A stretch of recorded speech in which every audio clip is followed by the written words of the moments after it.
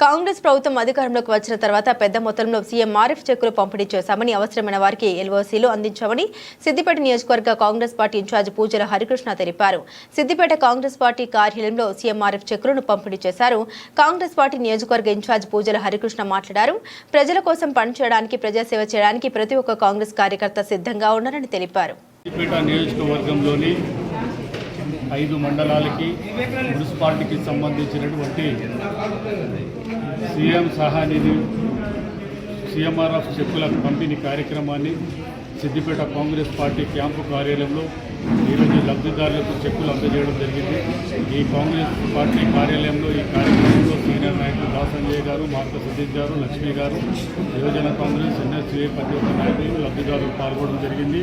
లబ్ధిదారులంతా చాలా సంతోషంగా ఉన్నారు. ముఖ్యమంత్రి రేవంత్ రెడ్డి గారు పేదోడికి వైద్యం అందే విధంగా, పేదోడు ఏదైతే వైద్యం గురించి అప్పుల పాలు చేసి కార్పొరేట్ ఆసుపత్రుల్లో ఈరోజు వైద్యం తీసుకుంటా ఉంటే వారికి చేదోడుగా ప్రభుత్వం సహాయానిధిగా ఈరోజు సీఎం రిలీఫ్ ఫండ్ చెక్కులు మేము అందరికీ అందజేయడం జరుగుతుంది. ఈరోజు ప్రతి ఒక్కరికి కూడా చెక్కులు అందజేయడం వల్ల వాళ్ళు కూడా సంతోషంగా ఉన్నారు.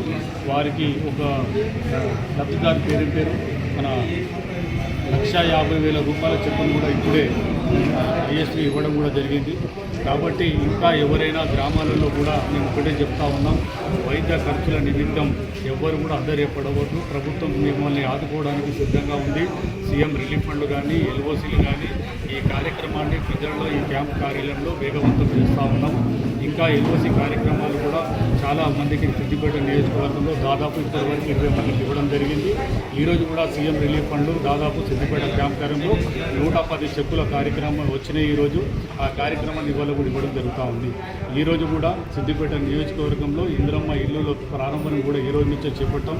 ప్రతి గ్రామాల్లో పోతూ ఉంటాం. ముగ్గులు కార్యక్రమం ముగ్గులు వేపించి కొబ్బరికాయలు కొట్టి ప్రతి ఒక్కరు కూడా చాలా సంతోషంగా ఉన్నారు. ప్రభుత్వం పాలన మీద చాలా హర్షాన్ని వ్యక్తం చేస్తాను. ప్రజలంతా సంతోషంగా ఉన్నారు. సిద్దిపేట నియోజకవర్గంలో ఒక స్వతంత్ర వాతావరణం కనబడుతుందని నేను తెలియజేస్తాను.